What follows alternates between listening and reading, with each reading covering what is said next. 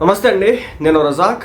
ఆంధ్రాలో law and order ఉందా లేదో కూడా అర్థం కానటువంటి పరిస్థితి అంటూ పొద్దున్న నుంచి ప్రతి ఒక్కరూ కూడా తెగ మాట్లాడేసుకోవడం అయితే జరుగుతుంది. కథ ఏందయ్యా అంటే, బోరుగడ్డ అనిల్ అంట పోలీసులనే వాళ్ళ కళ్ళు కప్పేసినాడంట. ఎక్కడున్నాడో తెలియదంట, ఎటు వెళ్ళిపోయినాడో తెలియదంట. సో అలా ఉంది మన పరిస్థితి అని చెప్పేసి ఒక పక్క టీడీపీ శ్రేణులు, మరో పక్క జనసేన పార్టీ క్యాడర్ అంతా కూడా మాట్లాడుకోవడం జరుగుతుంది. సో నాకు అర్థం కాని విషయం అదే అనమాట. అధికారంలోకి వచ్చిన దగ్గర నుంచి ఈ రోజు వరకు కూడా అన్నీ చూస్తే ఎటు చూసినా కానీ ఏదో ఒక రూపాయన బొక్కలైతే కనిపిస్తున్నాయి. ఏకంగా అసలు ఈరోజు పడ్డ టైటిల్స్ చూస్తే నేను ఆశ్చర్యపోయినా. బోరుగడ్డ విషయంలో హైకోర్టుకు టోకరా వేసినటువంటి బోరుగడ్డ అనిల్, వంశీలాగే బోరుగడ్డ కూడా ఇరుక్కుపోతారా?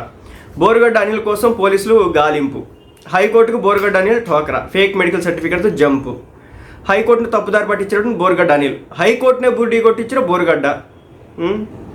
నిజమా? బోరుగడ్డ అనిల్ బయటే ఉన్నారా? తప్పుడు మెడికల్ సర్టిఫికేట్తో హైకోర్టుకు బోరుగడ్డ టోకరా, హైకోర్టుకి బోరుగడ్డ బురిడి, గ్రేట్ ఎస్కేప్. ఇవి టైటిల్స్ అనమాట. మెయిన్ వెబ్సైట్లో ఉన్నటువంటి టైటిల్స్ ఇవన్నీ అనమాట. సో నేను ఇప్పుడు ఎందుకు చెప్తున్నానంటే, ఏకంగా ఒక రాష్ట్రంలో నాకు తెలిసి బోరుగడ్డ అనిల్ అనేటటువంటి ఒక వ్యక్తిని కూటమి ప్రభుత్వం చాలా గట్టిగా పట్టుకుంది, వదిలిపెట్టలేదు. బట్ ఇతను ఒక 15 రోజుల క్రితం 20 రోజుల క్రితమే బెయిల్ మీద బయటికి వెళ్ళిపోయినాడంట. రేపు 11వ తారీఖు, మార్చి 11వ తారీఖున ఇతను పోలీసులకు సహకరించాలి, అదేవిధంగా కోర్టులో వచ్చి హాజరు కావాల్సి ఉంది. హాజరవుతాడా లేదా అనేది కూడా ఒక బిగ్గెస్ట్ క్వశ్చన్ మార్క్ అయితే అయింది.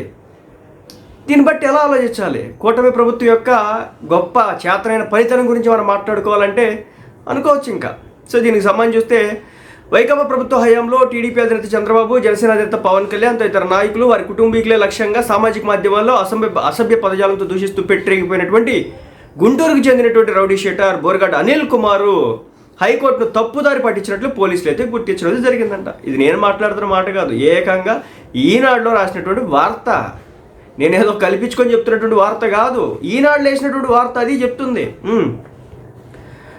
నెక్స్ట్, తన తల్లి అనారోగ్యంతో బాధపడతారని తప్పుడు మెడికల్ సర్టిఫికేట్ సమర్పించి ఓ కేసులో మధ్యంతర బెయిల్ పొందిన వ్యవహారం వెలుగులోకి వచ్చింది. వాళ్ళ అమ్మగారికి హెల్త్ బాగాలేదని చెప్పినాడంట. చెప్పేసి పోలీసులకి నివేదిక ఇచ్చి మరి ఏ విధంగా సర్టిఫికేట్ తెచ్చినాడో దాని గురించి మాట్లాడదాం. ఇక ఈ కేసులో మధ్యంతర బెయిల్ పొందినటువంటి వ్యవహారం వెలుగులోకి వచ్చింది. ఈ విషయం ఇప్పుడు పోలీసులు, న్యాయవర్గాల్లో చర్చనీయాంశంగా మారింది. అనంతపురం 4వ పట్టణ పోలీసులు కేసు నమోదు చేసినటువంటి ఒక కేసులో రాజమహేంద్రవరం కారాగారంలో రిమాండ్ ఖైదీగా ఉన్నటువంటి అనిల్ కుమార్ తన తల్లి పద్మావతి గారి అనారోగ్యంతో బాధపడుతున్నారని, ఆమెను చూసుకునేందుకు మధ్యంతర బెయిల్ మంజూరు చేయాలని కోరుతూ ఫిబ్రవరి 14న హైకోర్టులో పిటిషన్ వేసినాడు.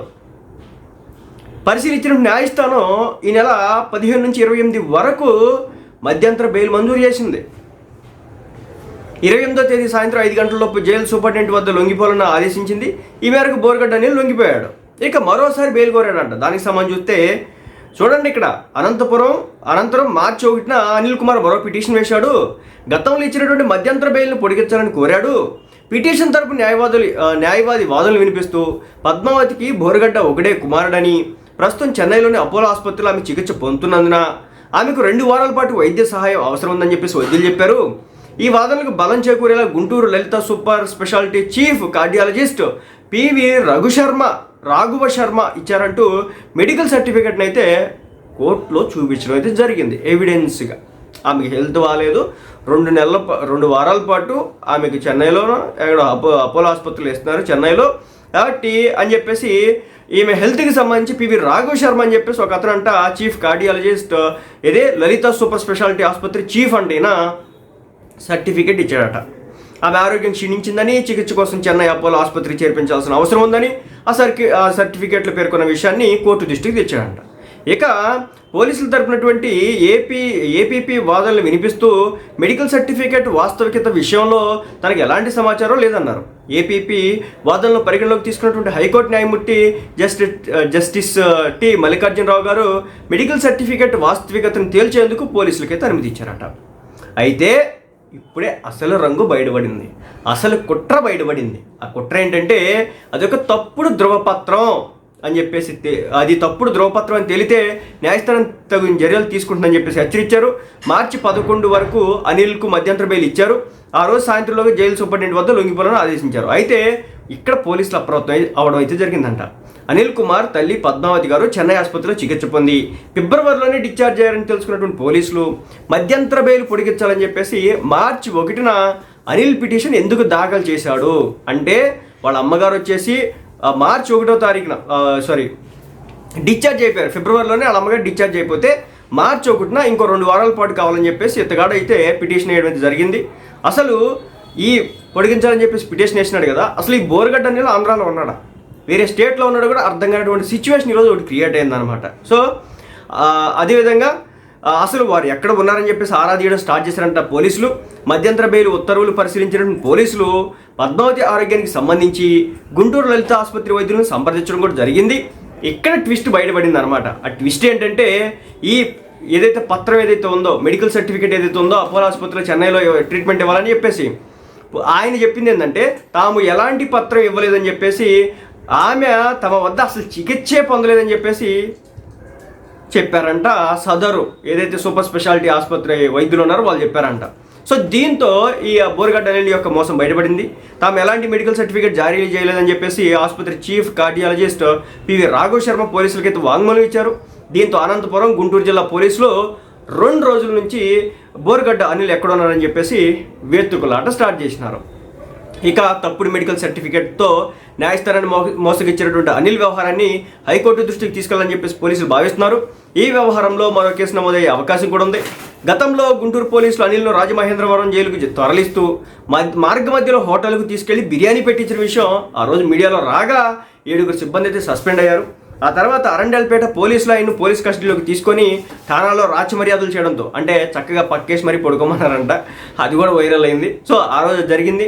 సో మొత్తానికైతే అలా పక్కలు వేయడం కారణంగా, పక్క అంటే పడుకోవడానికి ఆయనకి ఏదో బాగాలేదని చెప్పేసి అది వేయడం కారణంగా పోలీసులు ఎవరైతే చేసినారో ఆ 4 కూడా సస్పెండ్ చేయడం అయితే జరిగింది. అయితే ఏంటంటే, బోరగడ్డ అనిల్ మీద కూటమి ప్రభుత్వం ఒక స్పెషల్ ఇంట్రెస్ట్ అయితే ఉంది, కాదనట్లేదు.